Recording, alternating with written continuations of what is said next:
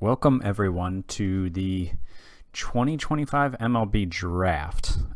Just a word about this recording. You will probably hear, or might currently hear, noises in the background, possibly the whirring, the soothing sound of a glider in the floor above me. A glider being those things that babies sit in, and it rocks back and forth. You might hear a baby make noises. You might hear somebody's footsteps above me who's trying to soothe a crying baby. But it was either recorded this time or do the draft not recording and summarize it later. And a lot of you liked the draft video last year. Multiple people commented that they liked me doing the first several picks live, so I figured I'd do it, and that you guys would rather that with the risk of some poor noise or a lot of background noise rather than not do it at all. So if you hear the noise, that's why. It was either that or we don't do this video and I summarize the draft later. So I'll update the team in mid-July before the trade deadline, then do a trade deadline video as well in the next video. But you can see we're 71-17, and that's after losing 3 of our last 4. So I'll just show you the month by month, and then we'll go into the draft. We went 21-3 in April, 22-5 in May, 22-5 in June, and then we've slumped to just a 600 team in July, 6-4. We've lost 3 of our last 4. To plummet to 71-17, just an 806 winning percentage. So this is the draft. We have the 33rd pick because there were 3 teams, the Reds, Blue Jays, and Cardinals, who did not sign their first round pick last year, I'm assuming. And we have, I believe, 7 picks in the first 5 rounds because we have a compensation pick for Wheeler and we have a compensation pick for Clevenger. So second round, we pick 33rd. And then a compensation pick 39th. And then third round, we pick 26th.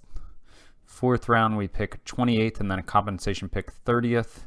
And then the fifth round, we pick 28th. So I'm hoping to do the first 5 rounds, those 7 picks here in this video. And then I will also give you an update on some of the top prospects in our farm system. So just to look at who's available in this draft, projected to go first overall is Josh Kelly, who extremely versatile player and Gold Glove caliber shortstop, a decent outfielder. This guy's going to be a solid major league player. Would I draft him first overall? I don't know. I don't know if he's a home run player.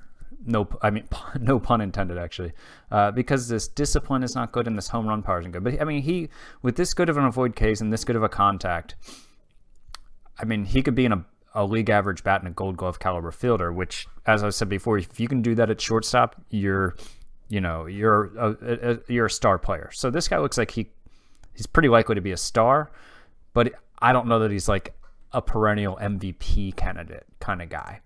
But pretty good pick. Jim Whitaker, center fielder. Well, he's not going to play center field. He's going to play corner. But that bat looks good already.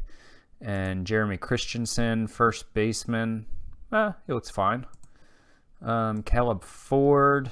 Oh, great range. Looks like a solid bat other than maybe that contact. I wish he was 18, not 22 with that low contact. And then Micah Cook looks like an okay pitcher. So those are the projected to go the first 5. Let's see, we are in the first round. Mock draft has us taking center fielder Brad Walters, a college senior out of Westchester University in Westchester, PA. I actually would be pretty happy if this guy was available 33rd overall. His bat looks like he could be, well, OSA's even higher than him, but I mean, he looks like an excellent center fielder with a decent bat. So I would happily take that guy if he's still there. So let's start the draft. Let's see who goes the first few picks. So San Francisco takes pitcher Keith Dunn, who is predicted to go 6th overall in the mock draft. Wow, blowing up the boards here early. Wow, 23. I don't understand why this guy has a potential of a 70 with this. There's nothing here that screams 70 to me.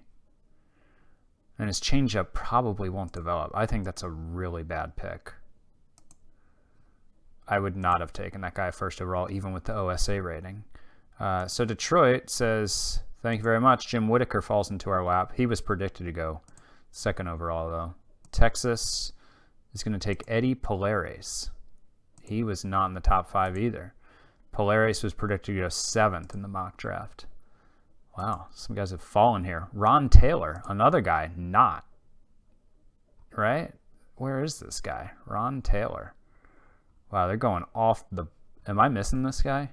He was 19th. He was predicted to go. Pittsburgh. I mean, this guy actually doesn't look bad. He's actually probably better than any of the other pitchers we've seen. And then let's see who Colorado takes at 5. Josh Ward. So the bats are falling here. Wow, the bats are falling. Josh Ward was mock drafts had him going 10th overall. All right, so let's go see what's going on with our first pick.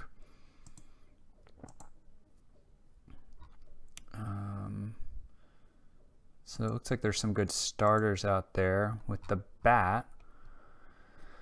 Let's go and see who our scouting director... Well, Jeremy Christensen, wasn't he predicted to go like 3rd overall or something? Yeah, the mock drafts has him going 3rd overall, and he's still there. I mean, it's probably because he's a DH first baseman, but he's got a pretty good bat already. It's an interesting guy to still go. Omar Cordova. Can he actually play shortstop? Yes. Yes, he can. Well, 65 range. I thought it was a 75 range. Yeah, he can play shortstop. I mean, he'd be a deadly second baseman or third baseman. How about any outfield ability? Yeah, he could play corner outfield. I don't mind Omar Cordova. Who was the guy who they were saying we were going to pick? Brad Walters. Did he get picked yet? He did. No, I didn't mean to go to editor. He did not get picked yet. So Walters is still out there. There he is. Man, there's some... I'm pretty impressed with the quality of players out here still. Wow. This guy, I love this guy's profile. No contact, no ability to avoid Ks, but just crushes the ball and has a great eye. That's awesome. This guy, oh, I love this range. I don't think this bat, I think there's, man, OSA likes this bat a lot. And he's got high work ethic. Man, this is like, I feel like this is the opposite of other years where there are actually a bunch of players that I'm interested in. So Price, no, I like the other guys more. This guy's got is a really good fielder, but his bat is fine. He's 21. It's Rankins. Salcedo, decent, but there are too many guys with 70, 75 ranges at shortstop or center field for me to consider him. Schwartz, same thing. Really good bat, though. He's the best bat. Wow. Man. Some really good players still available this late in the first round. Schwartz, yeah, good bat, man. Is this the guy I just looked at? I think it was. I think I skipped over this guy. Kevin Hillary. Man. I mean, his floor is incredibly low, but his ceiling is so high. Man, there's some good players available here. Jeez, I don't know. I'm not used to having this many. Where did Kevin Hillary go? He just like disappeared. Was I doing something weird there where I was looking at a different list? That's strange. Oh, I was further down. I didn't realize that. Oh, Hillary's only a 45. Schwartz we looked at, I know. Okay, cool. Slazar, and no, there are other guys much better than him. And then Brad Walters. Some of you, it was interesting with the last, a couple people commented basically that they would have picked different people or had different preferences. So there's such an array of different players here available. I am sure some of you are screaming like, obviously pick this guy or that guy. So I would say, man, Christensen, the only reason I'm really interested is because he was predicted to go 3rd overall. I mean, look at this home run power according to OSA. OSA has him as a 75. My scout, I'm crossing him off the list because my scout thinks he's an above average bat, a really good bat.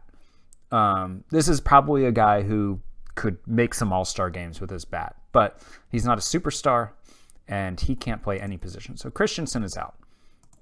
Cordova, 65 range, you're out. Because we have some better guys. Milam, corner outfielder, bad contact, bad avoid Ks, you're out.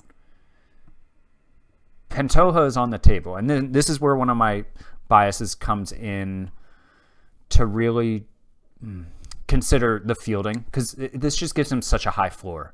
I mean, if he can be a league average bat, he's got high work ethic. Yeah, he's 22, which I don't love. He's a college junior. But he could play the field on my team now. And if basically the chance of this guy busting is almost zero. I mean, he's going to be at least, I think his floor is being an average major league shortstop. By average, I mean the combination of the bat and the glove. I think that's his floor because he's going to be a Gold Glove caliber shortstop. I don't see, maybe he could be just a utility guy if his bat really falls off, but Pinto is a guy I like a lot. Can Zach Price play center field? No. I'm not interested in Price for that reason. This guy, Rankins, can definitely play shortstop. He's 21. He has low work ethic, though, so I'm out on him. I prefer Pantoja because of the work ethic thing. Why is Kevin Hillary back up here? Oh, it's going back. Why is it going back and forth between OSA and my scout? That's why it's doing this. That's weird that it's toggling on its own back and forth. So, okay. Let me get back on track here. Price has high work ethic, but the 65 range, I'd prefer to be a 70 for center field. Rankins, we looked at the low work ethic. Salcedo, I'm interested in him because his bat is really good. His bat is good enough to the point where it's like he would be like a Gold Glove caliber left or right fielder, and he could be a decent center fielder. So Salcedo is in the running. So it's Salcedo and Pantoja. Schwartz, we're going to cross off, even though his bat's really good. I prefer the last guy to him because he can't play center field. So Salcedo and Pantoja. Slusar, yeah, that range being 65. I'm not going to go with him. And then we'll cross it off here at the last. We'll end it here at the last 50 guys. So basically, to me, it's Walters has low intelligence. I didn't realize that. So to me, it's really between Pantoja and I'm tempted here. And his bat doesn't look amazing, but I'm tempted here because OSA thinks his bat's even better, and he's got good work ethic. So that's why, and his 75 range obviously is a huge thing for me. Some guys have much better bats, but only have a 65 range at short or center, and that's why I prefer Pantoja. Because I'm probably not gonna play a guy at short or center if he has a range below 70. I will if I need to, but I prefer 70 or up. So that's why a guy like Zach Price, even though he has a better bat, probably, maybe not even, but there are guys like Price, just a 65 range. That's why I'm preferring Pantoja over him. So the other guy was Salcedo, right? And that's because basically his bat is good enough that I can overlook the fact that he's not going to be my everyday center fielder because he's going to be a beast in left or right. And then if his glove comes along, man, there are so many decent players here to pick from. So many decent players. Even Schwartz here. Like, I don't love his glove, but geez, man, that bat is good. But his floor is really low. That's the other thing I like about my man Pantoja is he's already got a pretty decent ceiling with his bat. Now, it's not a major league bat yet, but he's not far from being a major league ready player. The other part of me is like, my major league team is so set with so many long-term contracts, like draft for ceiling and somebody super far away. So like this guy, his ceiling isn't that much higher and his floor is lower than the other guys. This is one of the tougher choices I remember having in a while. So let's see. Pitcher, Evil Sizer. CJ Evil Sizer. Well, you only have 2 pitches. You're a reliever, so we're not picking you. Starting pitcher, who would you recommend? Oh, well, you're considering. Okay, well, that's dumb. We've got this guy demanding $4.8 million as an 18-year-old. Wow, this guy's already a 50 overall. Wow, pretty far developed, but he's an extreme fly ball, so no thank you. But that guy's going to be in the majors in like a week. This guy wants a huge bonus. No. Yeah, there's no like stud pitcher out here. I think I'm gonna go hitter. All right, let's see who my scout recommends as a shortstop. He likes Cordova over Pantoja, but I don't know. I mean, yes, maybe I just need to be like, this dude is clearly the better bat. He can play a decent shortstop if you need him to, and he would be an absolute monster at third or second. I mean, I get that argument. Cordova over Pantoja. I'm really basing it on the work ethic being high and the range. That's why I prefer Pantoja. But let's compare them. Let's look at them head to head.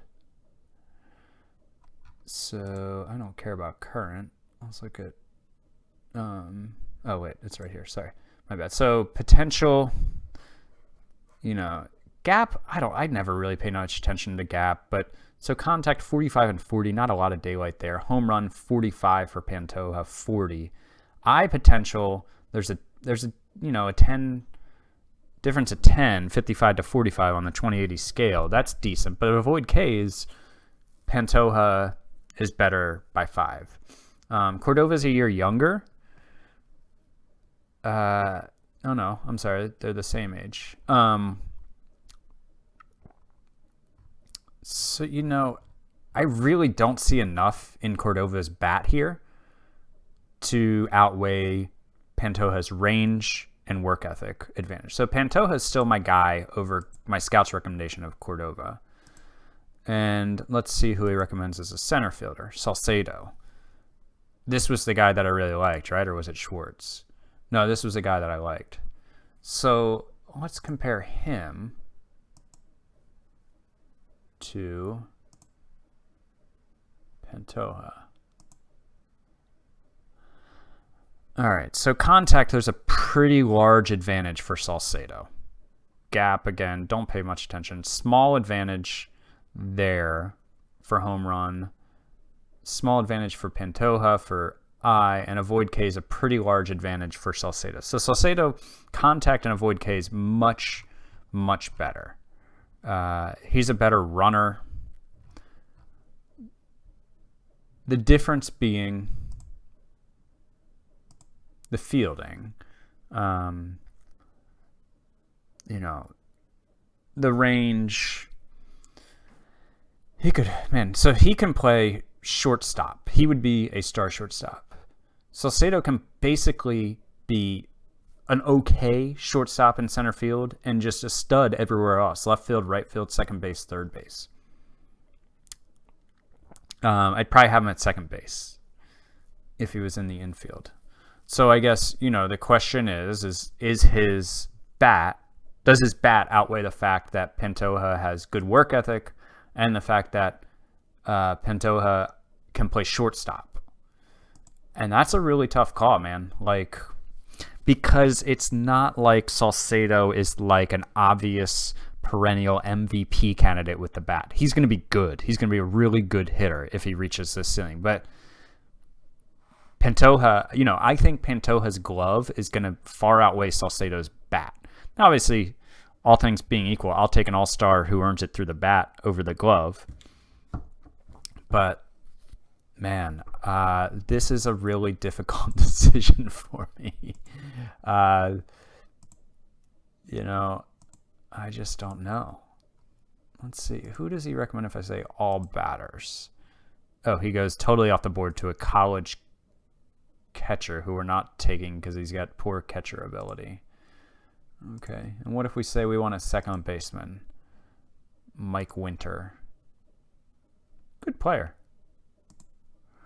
I'm just making sure there's not a college player, a high school player here with just a ridiculous ceiling that we could take. Kevin Hillary's kind of fun. He's got high work ethic, but his glove just sucks. He doesn't have an obvious home with the glove. But this would be the kind of guy I'd be like, screw it, I'm taking this guy because I just want a monster home run hitter because those are fun.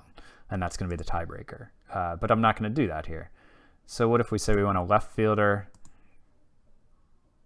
college bat. Okay. Right fielder, Ed Milam. That guy's fun. I remember that guy. That contact and avoid case, I can't do it. I can't do it. Infielder, no way. That is not the infielder we're taking, sir. An outfielder, Jack Brophy. Okay.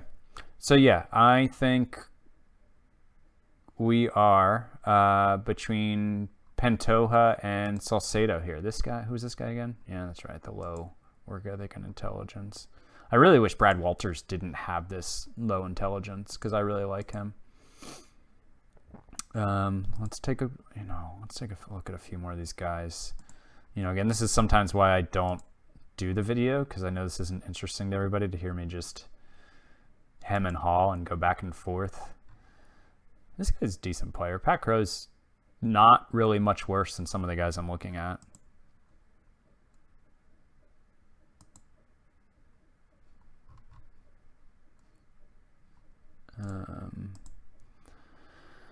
All right, well,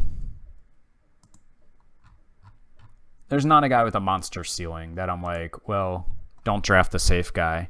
Pantoja is not an extremely exciting pick, but I think he's a good pick. I think Salcedo is a more exciting pick. And OSA is much higher on him, but it's the same thing here, right? Yeah, OSA thinks they're both much better hitters than my scout does. So we're going to go Pantoja because of his work ethic and because he can definitely play shortstop, while Salcedo I don't think will find a home at short or center. And I think this kind of player is more replaceable. Yeah, his bat is going to be better than Pantoja's, but we're going to draft this guy. And I realize, his bat just does not look good, but I'm telling you, man, if he becomes a league average bat with this defense, which he might become with his work ethic, he's going to be extremely valuable. So we're going Marco Pantoja. And he might bust out. And I understand if somebody really disagrees with this player, but we got him. All right.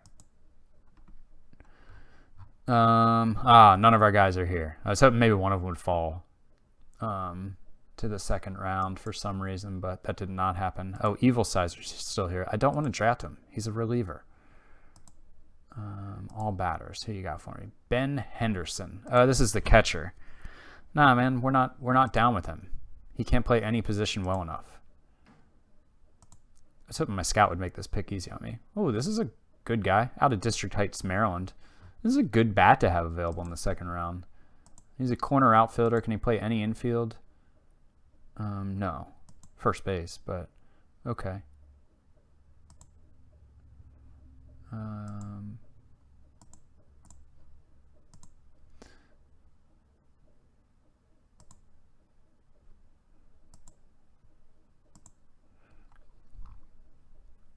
I kind of like this guy because he's 18, so his ceiling might get higher. This guy's got good work ethic, though. But honestly, I think I like... let's check a couple more of these guys. I think I like the high school player the most here just because he might show the most growth. When you're 22, you're not going to improve as much. You don't have as much room for improvement as a 22-year-old. Like, your ceiling as a 22-year-old isn't as high anymore. This guy wants a $1.3 million bonus. He looks really good, but it's because of that gap power, which I kind of try to ignore. I just don't think it matters that much. I could be wrong about that. This guy's really good glove. High work ethic, low intelligence. That's disappointing, Josh. Andy Peters.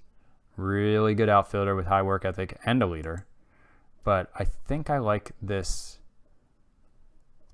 high school bat enough to take him here. And again, I'm doing this for ceiling. I kind of made the boring pick last round. But this one I'm going to do for ceiling, for Fallgast, because I think he could become a stud since he is just 18. And I believe his ask is reasonable. Did I take the wrong guy down? No, that's him. Okay. So his demand here says $700,000. Down here it says he's going to go for the recommended slot of $1 million. That's fine. I'll pay that guy slot. He's going to be normal signability. Cool. We're going with Fallgast. We're going ceiling with that pick. to satisfy any of you that might have been unsatisfied with the last pick. Dude, oh wow, shocker. Evil Sizer's still available. I wonder why. Come on, man. Oh, Ben Henderson also still available. We don't want either of these guys, Mr. Scout. This guy's still here. So is this guy.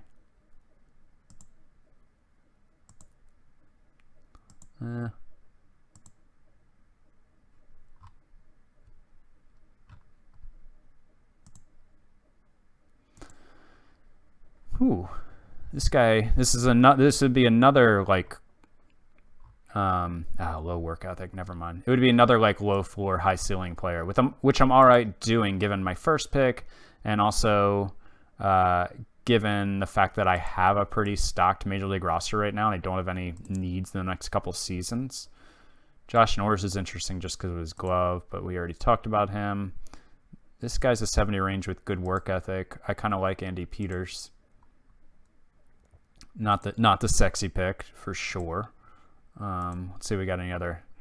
Oh man, look at this guy's power. Love it. But his defense sucks.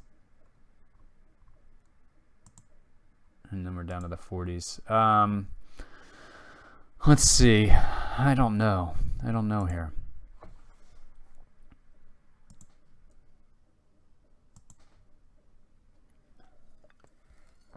I think I'm going to go. There's no high school guy. The only interesting high school guys have like bad work ethic or intelligence. So I think I'm going to take the college outfielder who could play Gold Glove center field for me tomorrow, and has high work ethic, and he's a leader. So he's got some value here already to us. So we're going Andy Peters. He's well under slot. Now we're into one of our compensation picks here. Still wants us to take Ben Henderson. Let's see what starters are out there. This guy. Who is this guy? Oh, this is that extreme fly ball guy. Man, I would take him, honestly, if it wasn't for... But the extreme fly ball is not going to work for me in Citizen Bank. This guy has a high bonus demand, and I just don't know that he's worth it. Already has 3 pitches. Low intelligence, though. No thank you. Brad Birch, not worth it. And, you know, I could start looking at pitchers who would make good hitters and vice versa, but I feel like there's enough quality hitters out here right now that I don't need to do that just yet. I do like this guy. He's been out there for a while.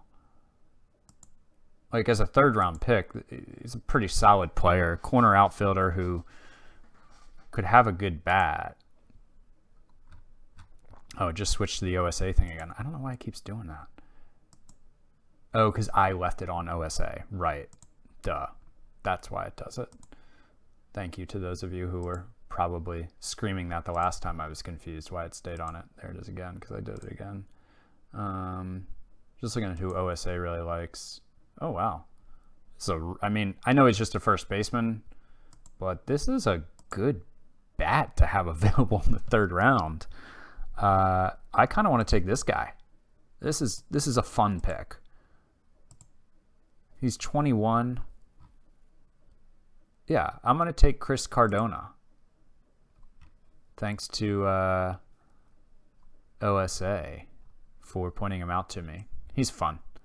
Oh, I drank the wrong guy. Chris Cardona, out of the University of South Carolina. Power hitting first baseman. Let's go. All right, so now we are in the 4th round, and Chris McCall, starting pitcher. Yeah, he's a reliever.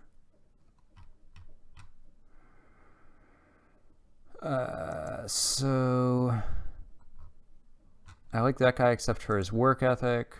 Josh Norris, I think, is the same thing, right? High work ethic, low intelligence. I might be willing to take him at this point in the draft, though. Mike Winter, high intelligence. He'd be a decent second baseman. Yeah, I like this guy's ceiling a lot as a high school player. I'm going to take Mike Winter. We're bat heavy here. We're very bat heavy. Nah, jeez, I keep dragging the wrong guy, huh? Did it again. All right, we're just gonna do this. So we're gonna draft Mike Winter. I like to drag it here so I can see all the information there, but I already knew his information. So we're good. So now we are in our 4th round. So this is another compensation pick. He wants me to take this guy again. I'm not interested, man.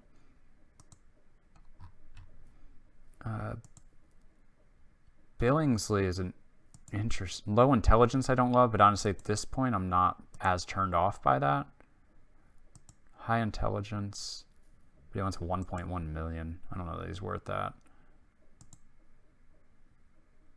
Impossible to sign. How about Eric Hammond? Extreme fly ball. No, thank you. Oops. 1.2 million. I don't really think any of you guys are worth that at this point in the draft. I kind of like this guy. I don't love his low intelligence, but he's got 3 major league ready pitches. And let's get him into our farm system and hope we can figure it out with him, figure out his low intelligence. Wants to recommended slot. I think that's a decent get there at that point in the draft. So now we're at round 5. Scouting director still wants us to take this guy. We're not going to do it. This was one of the guys who we don't want, right? Yeah, low work ethic. Honestly, I don't know. I'm at the point where I might take him. That bat is really good for the 5th round. I think, you know, his ceiling might be so much higher than the rest of these dudes that it's worth taking. Yeah, I mean, this guy's got high work ethic, but the other guy's ceiling is just so much higher. That guy's tempting. And so I think it's Ayala or Martiano, honestly. Let's compare them real quick. Now keep in mind, Martirano has low work ethic and Ayala has high work ethic. So potential a little higher, gap power is identical, much better home run power from Martirano. Yeah, I think honestly Ayala's the better player. Now what's their defensive situation? I didn't notice that arm. Shoot. That's bad even for second base. Okay, I'm going Martirano. He can play all over the diamond. Basically could be a starter everywhere but short or center field. His bonus demand is 490, which I think is a little over slot. But we're going to draft him. Okay, so that's the end of the first 5 rounds. Hopefully you guys enjoyed that. That was a pretty interesting draft. I enjoyed some of those decisions. So now I'm going to give you a look at some of the top prospects in my farm system, the prospects in my farm system I'm promoting and demoting, and then I'll finish out the draft offline, off video. Welcome back to the next part of the video where we're going to look at the prospects in the system that I control. So like I said in previous videos, normally in Out of the Park, I control every prospect in my system. I decided this year to just control the guys I found most interesting, the top prospects. It's generally been about 25 to 30 prospects at a time that I've managed promotions and demotions on. The main reason I did is just because I started this sim a little later than I normally do, and I want to get further into the sim, and it just takes a lot of time to manage the minor leagues, sign guys, fill out your team, all that. So that's why I did it this way. So I'm going to go through. I have 27 guys on this short list right now of guys who I control. So, and I actually haven't looked at them yet, like in terms of as of this date, Friday, July 11th. I've looked through my minor league some, but for a lot of these guys, I'll be kind of seeing this as you are. So Antonio Anderson was 2nd round pick in 2023. He did pretty well in rookie ball last year, which is 2nd year there, and I thought about promoting him, but he was still just 19 when the season started, and he didn't play every day to start the season. So what I was hoping would happen here is he would rip the cover off the ball for about 2 to 3 weeks in rookie ball, and then I could promote him to A ball, but he's performing terribly. And one thing I'd want to check is he upset that he's still in rookie ball? And no, his role on team's fine. He's good.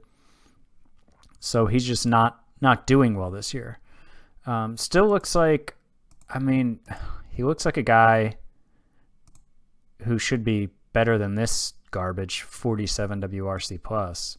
So hopefully he'll do a little bit better next year. Or, I mean, as the year goes on, sorry. Matthew Champion, second round pick of 2024. He played very part-time last year. And this year so far, he's 20, and he's playing really well so far in just 10 games. Of course, the rookie ball season didn't start until late June. Danny San Miguel, of course, is my international signing from 2024. He's the number 31 prospect in baseball. This is his first year in rookie ball. And it's off to a rough start, walking in 2%, striking out in 29%, and he's on pace for negative 1.8 WAR. All right, so next, well, high A's before A here in this list, so we'll just do that. Will Karsten, of course, my first round pick from 2024. He's now 23, and he's off to a good start. A good, he's not lighting the world on fire, but his ERA and FIP are both right around league average. He's on pace for 2 WAR.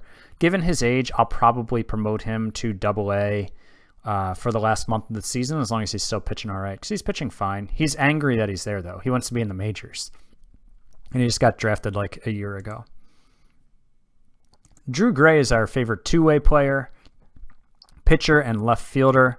So as a left fielder, he's above average with WRC plus, and pitching, his ERA plus is well above average. His FIP minus is well above average. This guy's having a good year. He's 22. I think it's probably time to promote him to AA to see what he can do. Last year he was in rookie and A, and now he's in high A East. So let's just see what he would look like at AA Northeast. A 45. Yeah, I mean, I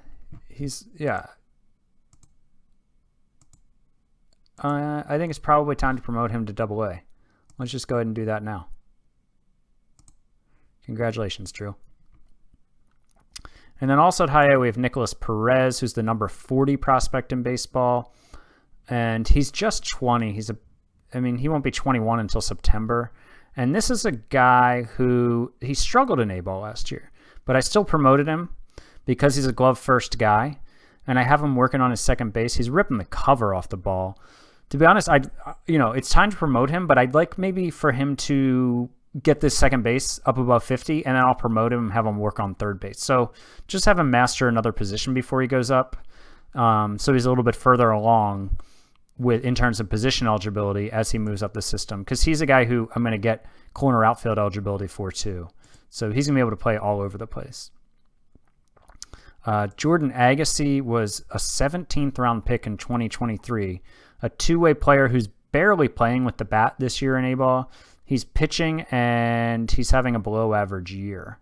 This is a guy who, he's kind of overachieved to get to this point as a 17th round pick, and he might just bottom out here. So we'll see what happens with Jordan Agassi. Dylan Carter is our third round pick from 2024. He's in low A. He's 23, which is pretty old for that level, and he's, doing really well. So he's put up 2.2 WAR, 3.6 R WAR, ERA plus of 193, a FIP minus of 77, especially given his age. We're going to send him to high A. All right, so Dylan Carter, congrats on the promotion. Bradley Gagin, first round pick from 2022, still just 21 years old, but he's off to a great start in A-ball, which is also where he was last year, and he pitched poorly. So I'm going to go ahead and send him to high A because, honestly, my mouse is giving me some problems here. It's not clicking. So he's going to go to Jersey Shore. So Jersey Shore really getting some pitching reinforcements here. Caleb Hampton is next, an outfielder who I drafted in the third round in 2023. He just looks like a corner outfielder who his bat might not come along. He's just 20 and he's still in low A. And he never really managed to do all that well in rookie ball either, but I did promote him just as an age thing. He'll stay there and hopefully he'll come along.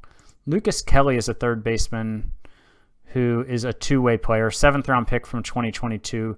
Terrible with the bat so far this year in A-ball, but pretty good on the mound. A little better than average on the mound as a 21-year-old. He'll continue to pitch there and be fine. And let's see, Jackson McKenzie is next. This is a first baseman, 6th-round pick in 2023. He's 21, and he's hitting really well. 146 WRC plus, good work ethic, good intelligence. Let's go ahead and send him to high A. And those of you who have watched my videos for a while, you might know that I think in some of my player development videos, I basically tell you there's no difference between low A and high A, which is true in the way the game sees the levels. But there is a difference in the way the computer makes their teams. So the level's considered the same by the game, but high A has better players in it. So they are playing against tougher competition. So it's basically not the same level anymore, which is different than how I always played the game. And last year was the first year I noticed there was a distinct difference between the level of players in A and high A. You know, maybe it's something I'm just catching on to now, but because, you know, the word on the street, Reddit, whatever, forums, has always been they've been the same level, which they are in a way, but they're also not in a way. So now we will skip up to AA, where we've got Enrique Bradfield, our 1st-round pick from 2023, a glove-first defender. I thought his range was always 70. Did he lose some range? Because that's unfortunate if he did. Yeah, I don't know what happened there. But anyway, so yeah, he's dropped off from a 45 to a 40. Oh, because it's right field now. Oops. And he's hitting really well in AA. And he's a glove-first guy, and he's hitting really well. He actually didn't hit that well in high A, but I still promoted him because of his glove. He will probably find himself in AAA before the end of the year. If he, you know, he's 23, he'll be 24 in December. Yeah, I'd say if he keeps it up, he'll spend August in AAA and possibly be in contention for promotion to the big club next season. Jason Diaz, 4th-round pick, 2023. Great fastball. Don't love this profile. He's maybe a league average starter. He was, he's never really been excellent in the minors for me. He's just always kind of been fine. He's 24 now in AA, and he's fine. He's a little below average so far this year. So I think he'll eventually be a guy in contention for like a long man role on my major league team. Maybe. All right, Tommy DeLandry. I've got him learning left field right now because he was just a right field guy. And his power's really come along. He hit 17 homers last year. He's got 16 so far this year in 292 plate appearances. He's a right-handed bat and in the outfield, and I am short on good right-handed hitting outfielders to be bench bats as backups to Soto and Harper, because I'd like when they have days off for it to come against lefties, have a righty in there. DeLandry's a guy who'll probably get time as my 4th or 5th outfielder on the big league club probably as soon as next season. Let's see. We already talked about Drew Gray. We just promoted him. Gunnar Henderson, my Faco's shortstop. So he just hasn't, his defense isn't good. He's really not good enough to be great at any position. I've got him learning second base just as of recently. I think that might be his best place, but really not thrilled with his defense. But his bat's been good. It was good in 2024 in high A and then a short time in AA, and now in AA he's ripping it up again. So he's a guy who he just turned 24. He'll probably find himself in AAA next year. I think I'd like for him to continue to work on his defense in AA.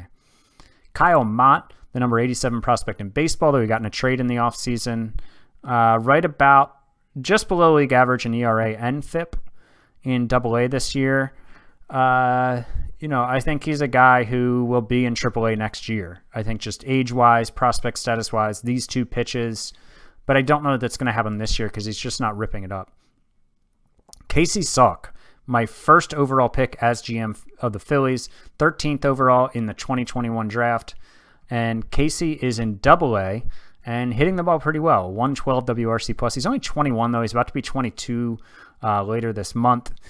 My vision for him is an Swiss Army knife everywhere guy. He can play every infield position okay.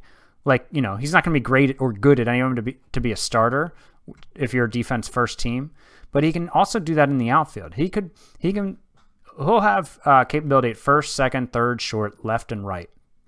And with this bat, that's pretty good. I think, I almost see him like, how the Dodgers use some guys who just play all over the field, like Chris Taylor for a while. Max Muncy did it. I think Matt Beatty's done it some this year for him. I see Salk kind of in that vein of like, he might not have a defensive home, but he's going to be adequate enough at maybe 3-4 positions. He can play in an emergency at a couple other positions, and his bat's going to be solid. I think he might be a major league player for us after all.